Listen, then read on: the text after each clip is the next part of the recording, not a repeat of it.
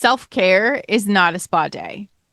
The entire wellness industry has spent the last decade convincing you that self-care is the fucking bubble baths and it's the face masks and it's a candle that smells like a forest.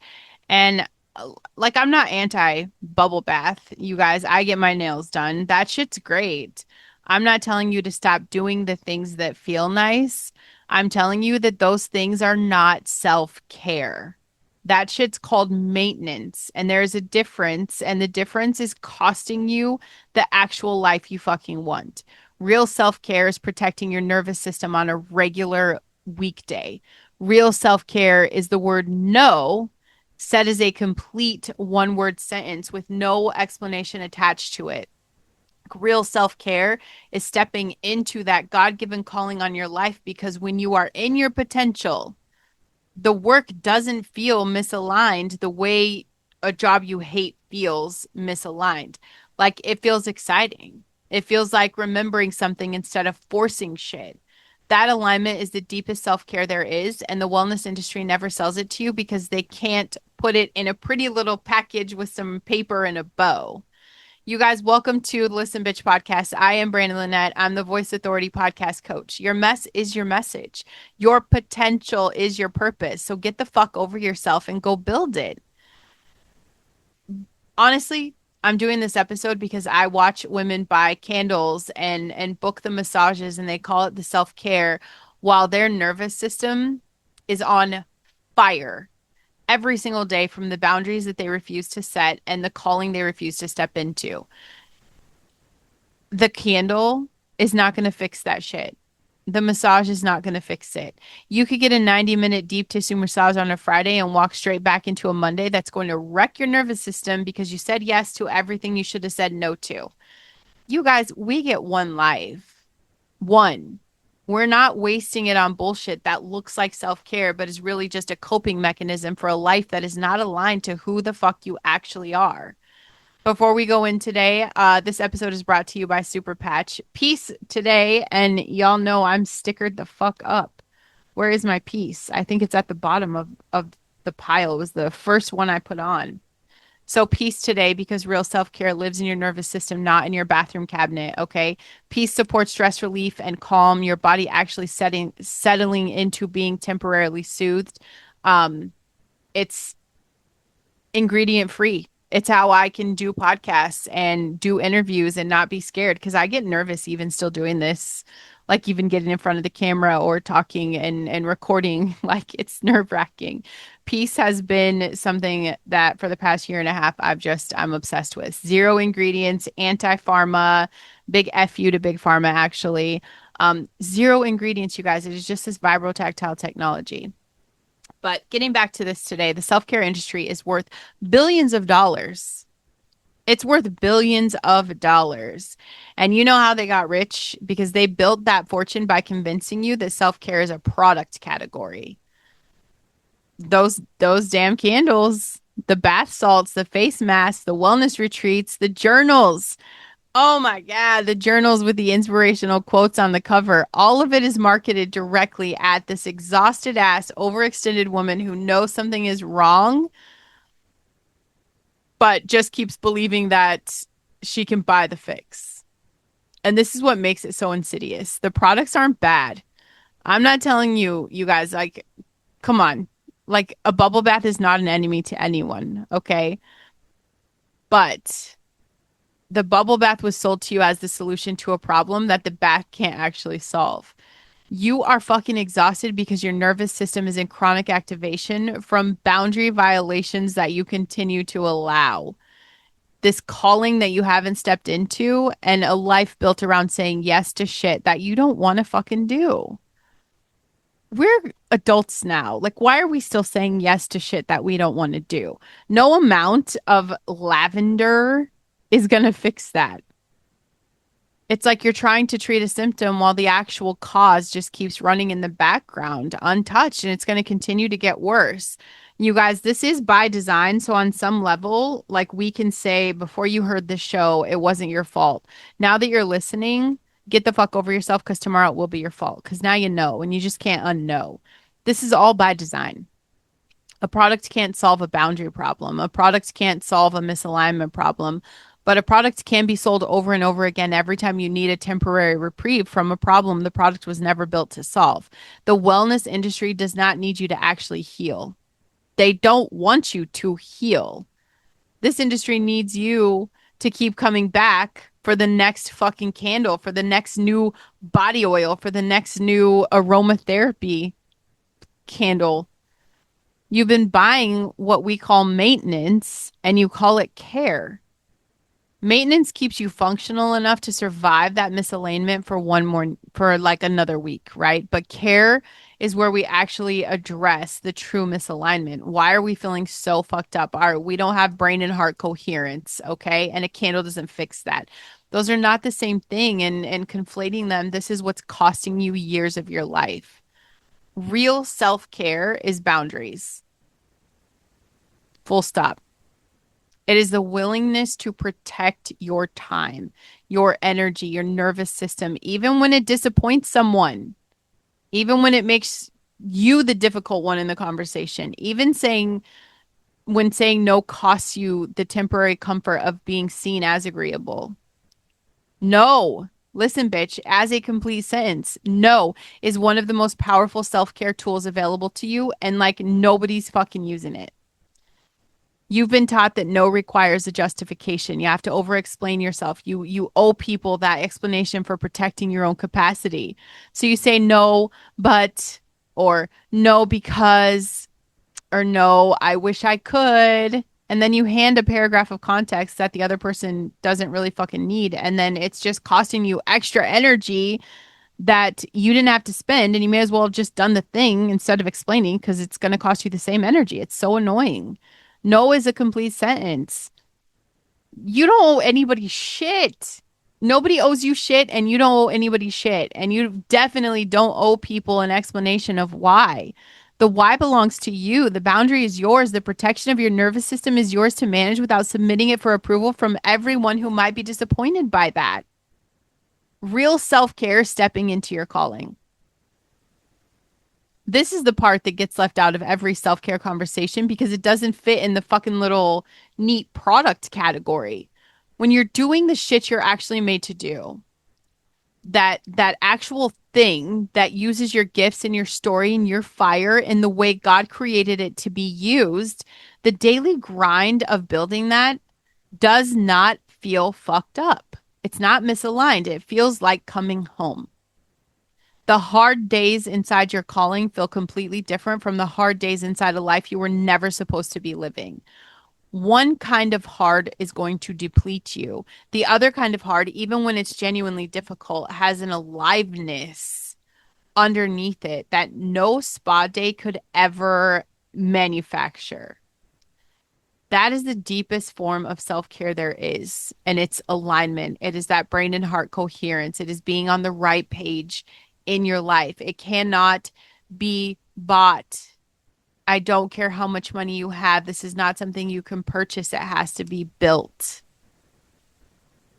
And the spa day can't fix what's broken because chronic boundary violation keeps your nervous system in that state of the low grade sympathetic activation permanently. Every time your ass says yes when you mean no, every time you absorb someone else's emergency as your own responsibility, every time you allow your time and energy to be taken without resistance, your body registers this as a small threat. So what happens? Your body just releases cortisol and your body braces for that. And because the violations are constant and it's daily and it's woven into the fabric of an unboundaried life, you can't ever stop bracing yourself. It never resolves. You're walking around in a state of chronic low-grade activation that you have normalized so thoroughly, bitch, I bet you don't even fucking notice it as an activation. You just call it being busy, being a good friend, being responsible. This is just who I am. I'm always nervous. I drink too much coffee. Is that your story? A massage can temporarily downregulate the activation for 90 minutes, right? The physical touch, the parasympathetic response that body work can trigger, that's real. It does provide relief. But the moment the massage ends and you walk back into the same boundaryless life, Is that a word? Boundaryless life. I don't know if it's not, it's a word now. The activation begins rebuilding immediately because the source was never addressed. That's why the relief from a spa day feels so temporary. And they bank on that because you have to keep going back constantly. It's always temporary. It's just treating that downstream symptom while the upstream cause, the boundary violations, just keep getting activated in real time. Boundaries work differently because they actually address the source. Every time you say no and you hold that without the explanation, without the guilt spiral, you remove one source of chronic activation permanently rather than just a temporary soothing it. Nervous system does not have to brace against that violation anymore because the violation stopped happening. That's it. That's a sustainable nervous system regulation. It's not the temporary downregulation of a spa day. The permanent removal of the shit that was generating the incoherence, the dysregulation in the first place. And that alignment, like your brain and your heart working together when you're on the same page, actually living inside of your calling, connecting with God. Christ is the model. You get into that space and this changes the entire baseline. When your daily work is connected to your actual purpose, your nervous system is not fighting against the grain of the misaligned life every single day. The hard days inside alignment still activate your sympathetic nervous system because real work, you guys, it's real work. And real work requires real effort, but the activation, it resolves differently because it's not fighting against your own nature. It's now moving with it. So the exhaustion of a hard day inside your calling and the exhaustion of a hard day inside a misaligned life, that's not the same exhaustion. And it might look the same from the outside, but one replenishes something in the resolving and the other just continues to deplete. That's why, like, the fact that we are given this beautiful gift of neuroplasticity applies here exactly the way it applies everywhere else. The more you practice the boundaries, the more automatic the boundary becomes until protecting your nervous system requires less conscious effort because the pathway is built. I had to be so fucking intentional on this. The more you operate from alignment, the more your baseline nervous system state, it will shift forward toward that sustainable regulation instead of chronic low grade activation. That's available to you right now. It just requires you to stop outsourcing your regulation to products and start doing the fucking work. Set the boundaries and get aligned. It's like imagine your house has this big leak in the roof. Every time it rains, water comes in and damages the floor underneath. A spa day is going to mop up the water after the rain. It's, of course, it's necessary in the moment. It prevents further damage in that specific instance. It feels productive because you're doing something visible and tangible about the water on the floor, but the roof is still fucking leaking. The next time it rains, you're mopping again. And the time after that. And you start to believe that mopping is the solution, that you just need to mop more often, mop better. Bitch, you probably just need to buy a fancier mop because the floor keeps getting wet and mopping is the thing you know how to do about it. Boundaries and alignment are fixing the roof. It's harder. It's more expensive too, isn't it? It requires admitting there's structural damage rather than just managing the bullshit symptom of the damage every time it rains. It costs more upfront. And the price is discomfort. The price is hard conversations. The price is the willingness to disappoint people in the actual work of finding and stepping into your God-given calling instead of just numbing that misalignment with products. But once the roof is fixed, you stop needing to mop. The water stops coming in and the relief isn't temporary anymore because the source of the problem is gone. You've just been mopping for years. And listen, bitch, it's time to fix the roof. And yeah, there's a point in time you guys, I thought I was taking care of myself and I was actually just managing the symptoms of a life that was absolutely not in alignment. I had the routines. I was doing all the things that look like self-care from the outside. And underneath all of it, I'm saying yes to commitments that drain me. And I'm holding space for people's demands on my time that I never should have agreed to. And building in that direction that, if I'm honest, it wasn't mine. I was exhausted in a way that, like, sleep couldn't touch. And I hear that conversation and I hear that in every conversation so many times of how exhausted people are. Like it's beyond just needing sleep. And that's it. It's because the rest is treating a symptom and the actual cause, like the misalignment in your life, just is going to keep generating that exhaustion faster than you can reset every single time. And the thing in my life, it didn't, the shift did not come from a better self-care routine. It came from getting radically fucking honest about the boundaries I never set and the calling I hadn't stepped into, saying no to shit that I've been saying yes to for years out of obligation, building the show, the shit I was made for, instead of the version that felt safer and more palatable to other people's expectations. And I'll be honest, like the exhaustion, it doesn't disappear immediately. Building shit, building the real shit is still fucking hard, but it's become a different kind of hard. The kind that has like that aliveness. I don't know, it feels alive to me. It has aliveness underneath it instead of just depletion. I stopped needing the spa day to recover from my life because the life itself stopped being the thing I need to recover from, and that's the difference. No candle or fancy journal cover was going to get me there. Um, you know, it's the story of every woman, right? They've got the perfect care routine.